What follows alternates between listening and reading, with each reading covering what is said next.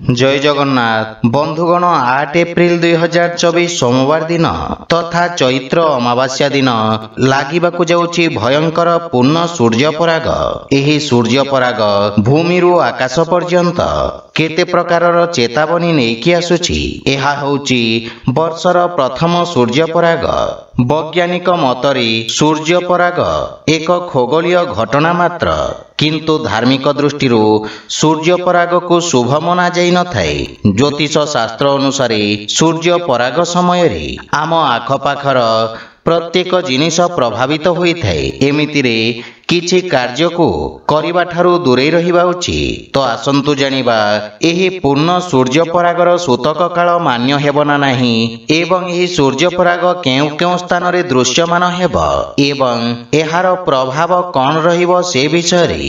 सेथि पई वीडियो को शेष पर्यंत देखंतु एवं जेउ माने आम चैनल को नुआ करी आछंती तळे थिबा लाल रंगर सब्सक्राइब बटन को दबे आम चैनल को सब्सक्राइब करंतु ओ पाखरे थिबा घंटी बटन को दबे ऑल रे सिलेक्ट करंतु, काहेकि ना आमे अपलोड करिथिबा प्रत्येक वीडियो रो नोटिफिकेशन आपण सर्वप्रथमे पाई परिबे। बंधुगण वर्षर प्रथम सूर्य पराग 8 एप्रिल सोमवार दिन लागिबाकु जाउछि।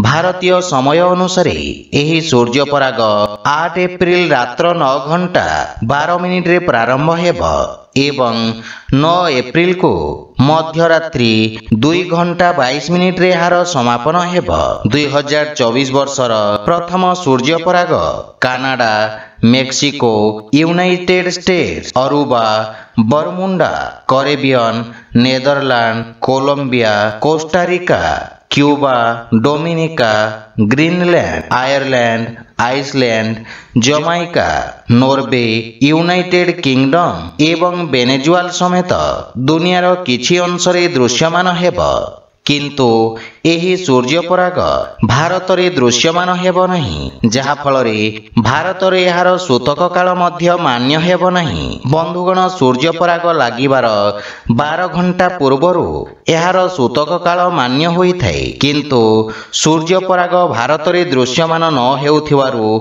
एहार सूतक काल मध्य मान्य हेबो नहीं, किंतु सूर्य मलिन तथा दुर्बल हेबा कारणरु समस्त राशि उपरे एहार प्रभाव पकेइब। बंधुगण एही सूर्य पराग मीन राशि एवं स्वाति नक्षत्र रे लागिब, किंतु सूर्य परागर प्रभाव मेष, वृष, मिथुन और कर्कट एवं धनु राशि व्यक्ति माननकु विशेष लाभ प्रदान करिब।